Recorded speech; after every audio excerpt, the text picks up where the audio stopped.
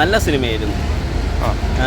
പിന്നെ എൻ്റർടൈനിങ് ആയിരുന്നു, ഇൻട്രസ്റ്റിംഗ് ആയിരുന്നു. പിന്നെ ഓൾറെഡി എനിക്ക് ടൊർണേഡോ അങ്ങനെയുള്ള സംഭവങ്ങൾ എനിക്കിങ്ങനെ നാച്ചുറൽ കലാമിറ്റിയൊക്കെ ഇത്തിരി ഇൻട്രസ്റ്റ് ഉള്ള ആളാണ്. അപ്പം അതിനെക്കുറിച്ച് നമ്മുടെ ഇവിടെ അങ്ങനെ സംഭവിക്കാറില്ലെങ്കിലും ഇത് ഓക്ലഹോമയിൽ ശരിക്കും സംഭവിക്കുന്ന സംഭവമാണ്.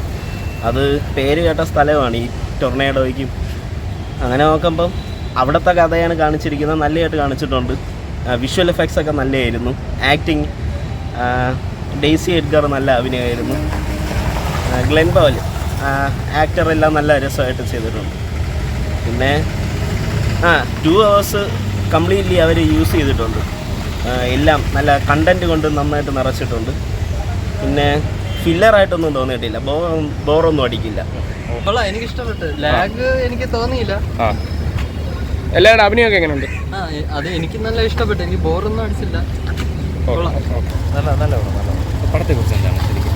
ഒരു നല്ല ഹൈപ്പുള്ള പടമാണ്, പക്ഷെ അധികം ആളൊന്നും ഇല്ല. എങ്ങനെയുണ്ടായിരുന്നു? വളരെ നല്ല പടമാണ്.